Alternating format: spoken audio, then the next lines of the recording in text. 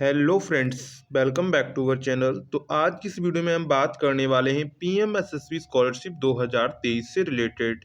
जब से आप लोगों की पीएमएसएसबी स्कॉलरशिप 2023 की परीक्षा जो आप लोगों की होने वाली थी वो कैंसिल हो गई है।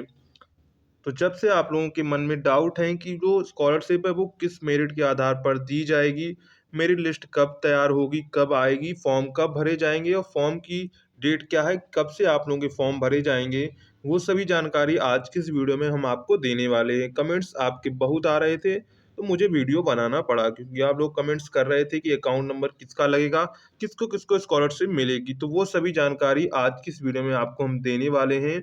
साथ में आपके फॉर्म कब से भरेंगे और रजिस्ट्रेशन स्टार्ट हो चुके हैं, कहाँ से आपको करना होगा, फुल प्रोसेस आज की इस वीडियो में हम आपको दिखाने वाले हैं। तो अगर आपने अभी तक चैनल को सब्सक्राइब नहीं किया है तो चैनल को सब्सक्राइब कर लें पीएमएसएसबी स्कॉलरशिप रिलेटेड सभी जानकारी के लिए। सबसे हम पहले बात कर लेते हैं पीएमएसएसबी स्कॉलरशिप जो आप लोगों की परीक्षा रद्द हो गई थी। तो आप लोगों की परीक्षा कुछ कारणों से रद्द हो गई थी, जिसके कारण उन्होंने कहा था कि अब आप लोगों को मेरिट के आधार पर, किस पर, मेरिट के आधार पर अब आप लोगों को छात्रवृत्ति दी जाएगी। तो यहाँ पर देखिए, मेरिट जिनकी इसमें उन्होंने क्राइटेरिया लगाया था, जिनका 60% से ज़्यादा है, तो वो इस स्कॉलरशिप में आवेदन कर सकते हैं। लेकिन सभी को तो स्कॉलरशिप मिल नहीं जाएगी। ओनली इंडिया में 15,000 छात्रों को ये स्कॉलरशिप कितनी दी जाएगी, 15,000 छात्रों को ये स्कॉलरशिप दी जाएगी। तो 15,000 छात्रों में कौन कौन से छात्र शामिल होंगे, तो ये भी हम जान लेते हैं। तो देखिए, जिनकी यहाँ पर मेरिट उन्होंने बताया था कि इसके 60% से ज़्यादा होंगे तो वो इसमें आवेदन कर सकते हैं। लेकिन जिसके 60% से ज़्यादा ही होंगे, 61, 62, 65% होंगे, अगर वो आवेदन कर देगा तो क्या उसको स्कॉलरशिप मिल जाएगी? तो ऐसा नहीं है। तो यहाँ पर स्कॉलरशिप देखिए, जिनके लगभग मान के चलिए 85 से 90 या फिर एबव नंबर हैं, तो उनको जो स्कॉलरशिप मिलने के चांस ज़्यादा हैं। साथ में आपकी वो मेरिट है, उस मेरिट के आधार पर ये स्कॉलरशिप आपकी तय की जाएगी। तो यहाँ पर देखिए, जिन छात्रों के 60 या 65% है, या कितने 70% हैं, तो वो छात्र इसमें अप्लाई करना है तो कर सकते हैं, क्योंकि उन्होंने कहा है कि 60% तक आप लोगों के अप्लाई होंगे जिनके 60% से एबव हैं। तो अगर आप भी सोच लीजिए, अगर आपके 60 या 62 65% हैं, तो अगर आप अप्लाई करेंगे तो आपके बहुत कम चांस है कि आपको इस स्कॉलरशिप में आपका सिलेक्शन हो पाए। तो आप लोग क्या करेंगे, आप लोग एनएसपी में जो प्री मैट्रिक या पोस्ट मैट्रिक में आप जिसमें हो, 11th और 9th के छात्र इसमें अप्लाई करते हैं। अगर आप 9th में हैं तो आप प्री मैट्रिक में अप्लाई करके वहाँ से छात्रवृत्ति ले सकते हैं। अगर आप पीएमएसएसबी में कर देंगे तो इसके बाद आपको कोई भी फॉर्म में अप्लाई करने का मौका नहीं मिलेगा, तो आप दोनों तरफ से हाथ धो बैठेंगे। तो आपको जिनके 60 या 65% या 75% तक की नंबर हैं, तो यहाँ पर एनएसपी में प्री मैट्रिक में वो अप्लाई कर सकते हैं, उनको छात्रवृत्ति मिलेगी। और जो 11th में है वो पोस्ट मैट्रिक में अप्लाई करके क्लास 11th में छात्रवृत्ति पा सकते हैं। या फिर अगर आपके पास कोई स्टेट जैसे उत्तर प्रदेश में चलती है यूपी स्कॉलरशिप, तो आप उसमें आवेदन करके अपनी स्कॉलरशिप पाएँ। क्योंकि इसमें 60 या 65% वाले जो छात्र हैं, उनको यहाँ पर जो स्कॉलरशिप मिलने के चांस बहुत कम हैं। तो वो छात्र निराश ना हो जिनके परसेंटेज कम है, तो आप लोग दूसरी स्कॉलरशिप में आवेदन करिए। और साथ में जो क्लास 9th और 11th में है, वो छात्र अपनी पढ़ाई पर ज़्यादा ध्यान दें। ये स्कॉलरशिप तो आती जाती रहती हैं, इनका पेपर था उन्होंने कैंसिल कर दिया है। अब अगली साल होता है कि नहीं होता है, वो उनके ऊपर डिपेंड्स करेगा। अब जो छात्र जिनके परसेंटेज बढ़िया हैं, अब वो इंतज़ार कर रहे हैं कब स्कॉलरशिप में फॉर्म भरेगा, क्योंकि जब से जो परीक्षा रद्द हुई है, कैंसिल हुई, तब से उनका कोई भी नोटिस नहीं आया है।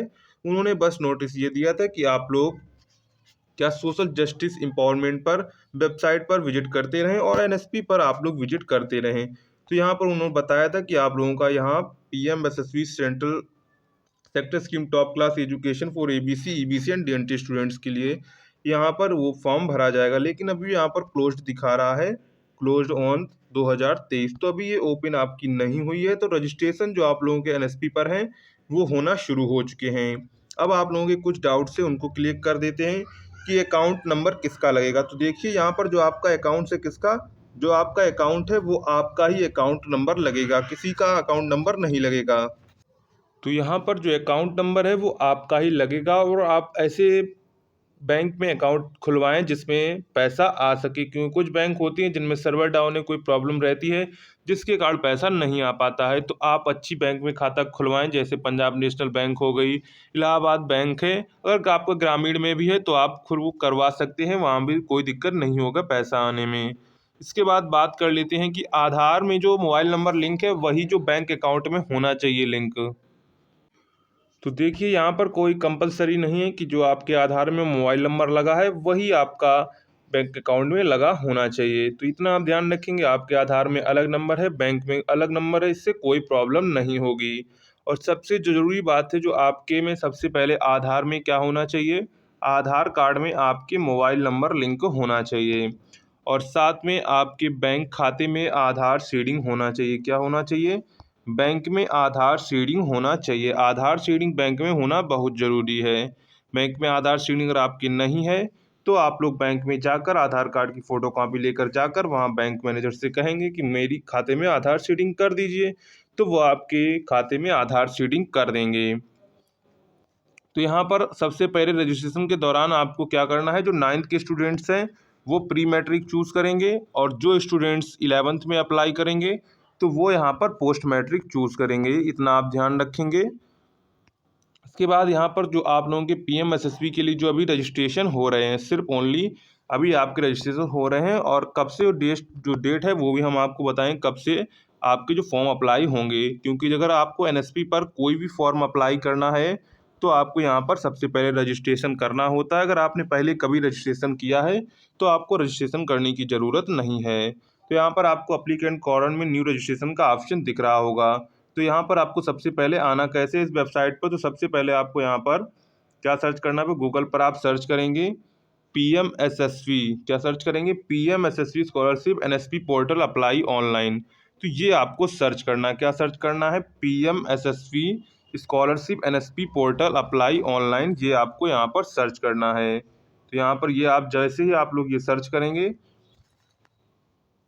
तो यहाँ पर आपको इस प्रकार ऊपर स्क्रॉल करते हुए आपको जाना है। यहाँ पर आपको मिल जाएगा पीएमएसएसवी स्कॉलरशिप 2023 एनएसपी पोर्टल अप्लाई। तो इस पर आपको क्लिक करना है। तो जैसे ही आप इस पर क्लिक करेंगे तो आपका पेज कुछ इस प्रकार ये ओपन होकर आ जाएगा यहाँ पर। इसके बाद आपको ऊपर स्क्रॉल करते हुए जाना है। इसके बाद यहाँ पर आप जाएंगे तो यहाँ पर आपको नीचे मिलेगा अप्लाई ऑनलाइन की लिंक यहाँ पर मिलेगी, अप्लाई ऑनलाइन। तो यहाँ पर आपको क्लिक हियर के ऑप्शन पर क्लिक कर देना है। तो यहाँ पर क्लिक हियर के ऑप्शन पर क्लिक करेंगे तो आपका पेज कुछ इस प्रकार ये ओपन होकर आ जाएगा यहाँ पर। इसके बाद यहाँ पर एप्लीकेंट कॉर्नर में आपको न्यू रजिस्ट्रेशन का ऑप्शन मिलेगा, इस पर आपको क्लिक करना है। इस पर जैसे ही आप लोग क्लिक करेंगे तो यहाँ पर आपको सभी गाइडलाइंस मिल जाती हैं। उसके बाद अगर आपको चेक करना है कि मेरे आधार में मोबाइल नंबर लगा है कि नहीं लगा है, कौन सा लगा है, तो आपको इस पर क्लिक करके आप अपना जान सकते हैं। और अगर आपके बैंक में आधार सीडिंग है कि नहीं है तो यहाँ पर आप लोग इस पर क्लिक करके जान सकते हैं। तो दोनों चीज़ें अगर आपको पता करनी है तो इस पर क्लिक करके आप लोग पता कर सकते हैं। इसके बाद यहाँ पर आपको दोनों को टिक कर लेना है। इसके बाद यहाँ पर कंटिन्यू के बटन पर क्लिक करना है। तो कंटिन्यू के बटन पर क्लिक करेंगे। इसके बाद यहाँ पर आपको रजिस्टर मोबाइल नंबर डाल देना है जो आपको रजिस्टर करना चाहें। आपके पास कोई भी मोबाइल नंबर हो वो आप यहाँ पर डाल सकते हैं। इसके बाद इंटर ओटीपी, इंटर कैप्चा। इसके बाद यहाँ पर आपको वेरीफाई करना है। वेरीफाई करने के बाद आपको वहाँ पर आधार नंबर डालने को आएगा, फिर आपको आधार नंबर डालना है, वहाँ पर कैप्चा कोड भरेंगे। इसके बाद वेरीफाई क्लिक करेंगे तो ओटीपी मांगेगा, जो आपके आधार में मोबाइल नंबर में मोबाइल नंबर लगा होगा उस पर ओटीपी जाएगी, वो आप डाल के वहाँ से वेरीफाई करेंगे। इसके बाद आपकी जो डिटेल्स है वो आधार कार्ड से फेच कर ली जाएंगी। इसके बाद वहाँ पर आपको स्टेट सेलेक्ट करना है। इसके बाद जो आप अगर 9th में है तो आप प्री मैट्रिक चूज़ करेंगे, अगर 11th में है तो आपको पोस्ट मैट्रिक चूज़ करना है। इसके बाद आपको सक्सेसफुली रजिस्ट्रेशन कर लेना है। अब हम बात करते हैं कि आप लोगों के जो पीएमएसएसबी के हैं वो फॉर्म अप्लाई की डेट कब है। तो यहाँ पर देखिए, अभी उन्होंने कोई ऑफिशियल नोटिस जारी नहीं किया है, लेकिन संभवतः हो सकता है कि आपके 20 अक्टूबर से पहले आप लोगों के फॉर्म भरना शुरू हो जाएं। तो आप लोग तैयार रहिएगा। जैसे ही फॉर्म भरने शुरू होते हैं हम आपको पूरा प्रोसेस बताएंगे, कैसे आपको फॉर्म अप्लाई करना है, क्या क्या सावधानियां रखनी हैं। तो वो सभी जानकारी के लिए आपको चैनल को सब्सक्राइब कर लेना होगा। साथ में वीडियो को लाइक करिए, दोस्तों में शेयर करिए, जिससे ये जानकारी उन तक भी पहुंच सके। चलिए मिलते हैं नेक्स्ट वीडियो में।